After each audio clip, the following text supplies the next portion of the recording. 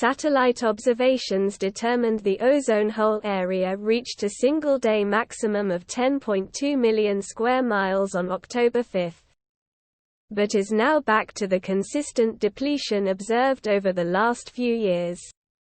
The closing of the gap is likely due to the Montreal Protocol, a treaty adopted 35 years ago to ban the release of harmful ozone-depleting chemicals called chlorofluorocarbons, or CFCs, that were used in aerosols. Paul Newman, chief scientist for Earth Sciences at NASA's Goddard Space Flight Center in Greenbelt, Maryland, said in a statement, "Over time, steady progress is being made, and the hole is getting smaller.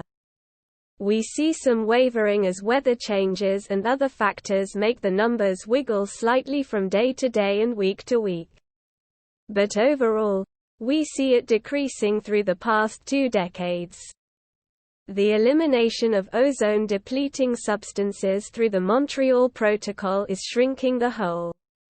The ozone layer sits in stratosphere, protecting Earth from the Sun's ultraviolet rays, and when there is a hole, those rays are able to hit our planet. However, the layer thins and forms a hole above the South Pole every September due to chlorine and bromine from human-produced compounds attaching to high-altitude polar clouds each southern winter.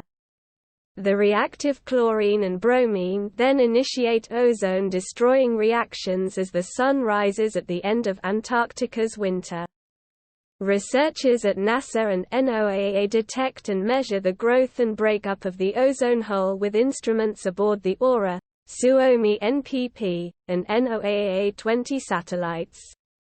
Some scientists were concerned about potential stratospheric impacts from the January 2022 eruption of the Hunga Tonga Hunga Hapai volcano.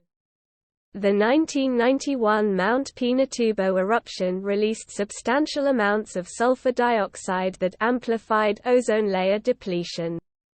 However, no direct impacts from Hunga Tonga have been detected in the Antarctic stratospheric data.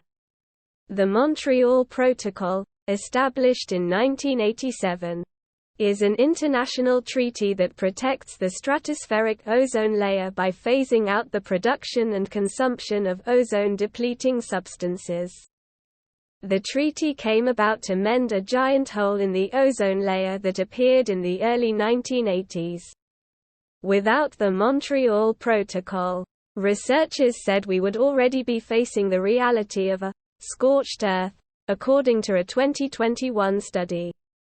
Banning the chemicals, which include chlorofluorocarbons, CFCs, once widely used in fridges and spray cans, protected the climate in 2 ways, the research found.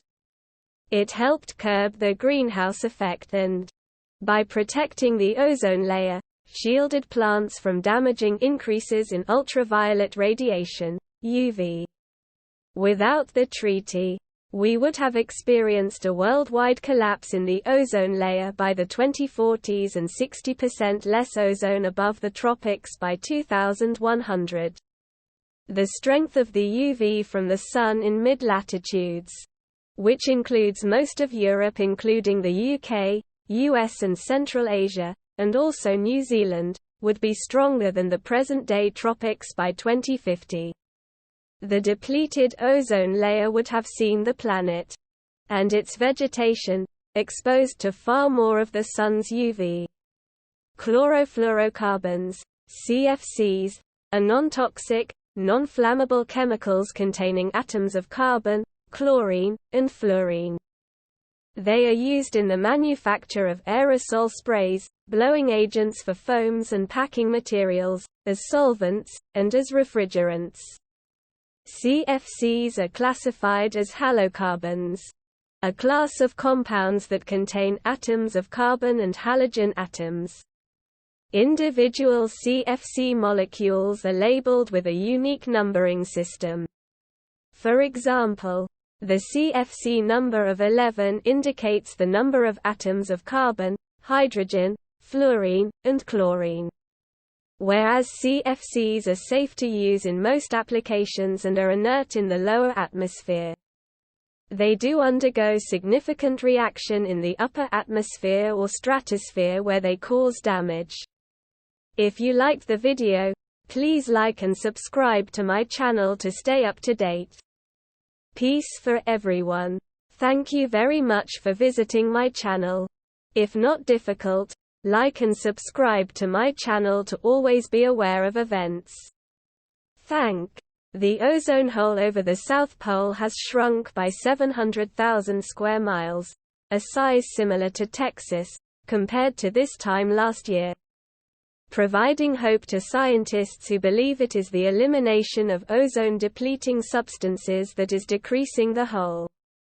NASA shared the announcement Wednesday, noting the hole reached an average area of 8.9 million square miles between September 7 and October 13, which is slightly smaller than the 8.99 million square miles it was last year.